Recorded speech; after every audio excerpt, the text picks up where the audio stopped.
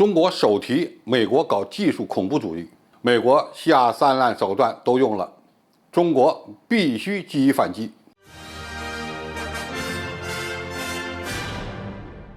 观众朋友、网友朋友，大家好，我是付天少。中国副总理刘鹤与美国财政部长耶伦近日举行了视频通话，一度被认为是中美贸易战可能迎来转机的最新信号。在很多人看来，今年5月，美国消费价格指数同比上涨8.6%，创下40年新高。俄乌战争的阴霾与刹不住的通胀动摇了美国市场信心，美股从今年1月的高点下滑20%，加上美联储加速升息，外界对美国经济陷入滞胀的担忧加剧。按理说，美国人现在有缓和对华关系，特别是结束中美贸易战的紧迫感。然而，紧接着就传出了美国人要放出对中国芯片产业打压的王炸。据彭博社引述知情人士的消息报道，美国商务部的副部长格雷夫斯日前访问荷兰，游说其禁止阿斯麦公司向中国出售旧款的深紫外线光刻机。如果荷兰答应美国的要求，将是自2019年以来最大幅度的收紧对中国销售的芯片制造设备的范围和类型。深紫外光刻机 DUV 要比目前最先进的 EUV 落后一代，而 DUV 仍然是制造汽车芯片、低端手机芯片、电脑以及机器人芯片所必不可少的最常用的设备。如果得不到国外的 DUV 光刻机，中国芯片产业的发展可能会在短时间内陷入停滞不前。由此可见，虽然中美现在在进行高层的经贸对话，但是这个表面的富有建设性的对话未能掩盖美国对华高技术打压的疯狂。美国通过贸易战未能证明中国离不开美国，反而证明美国离不开中国，而且呢，还推动了中国如何离开美国。美国对中国的高科技打压，让中国加大了对芯片产业的投入，并最终对几十万个美国半导体行业的高薪职位构成了威胁。今年以来，中国芯片开始反攻韩国市场，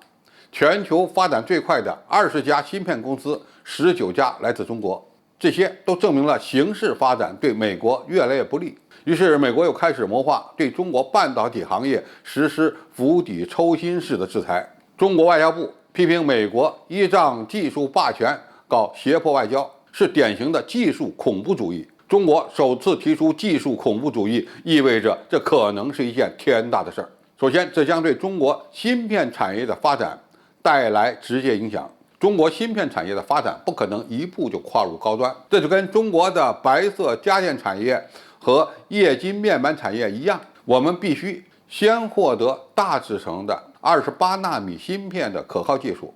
最后呢，再向高端发起冲击。中国是全球最大的芯片市场，完全有条件孵化出芯片巨头，但这个过程可能会因为美国的制裁而被严重干扰。其次，这件事本身就是美国在破坏基于规则的国际秩序。中国有打舆论战的需要，也有分化西方国家的需要。美国在多个多边机制下，把中国的崛起说成是在破坏西方基于规则的国际秩序，而美国此举就是在破坏国际秩序。无论是荷兰还是日本，相关企业向中国出口光刻机都是正常的贸易举动，涉及重大的经济利益。荷兰在欧洲是仅次于德国的对华贸易大国，美国这么搞，问过荷兰人会同意吗？所以，中国需要一场针对美国的高科技霸权的舆论战，把美国人说成是技术恐怖分子，应该说是非常贴切。最后，把美国搞的这一系列活动说成技术恐怖行动，为中国发起反击打下了基础。美国已经限制了中国采购 EUV， 中国忍了。但是如果美国再限制中国采购 DUV， 不要说相关国家忍不了，中国更忍不了。在中国发起舆论战之后，我们完全有理由对美国的高科技制裁发起反击。美国人不要忘了，中国差的只是光刻机，但是在整个芯片制造不少环节，我们也有自己的核心技术。美国如果玩过火了，就要承受中国的怒火和相应的制裁。另外，就算美国的限制成功了，也不大可能会阻止中国芯片产业的全面进步。荷兰相关公司的股价因为这个消息而大跌，但中国芯片产业相关公司的股价反而在大涨。这证明越打压中国相关企业就越有发展的机会。美国人现在有点疯狂了，反而证明他们真的着急了。这也从另外一个侧面证明中国做对了。好，今天的评述就到这里，谢谢大家收看，我们下期再见。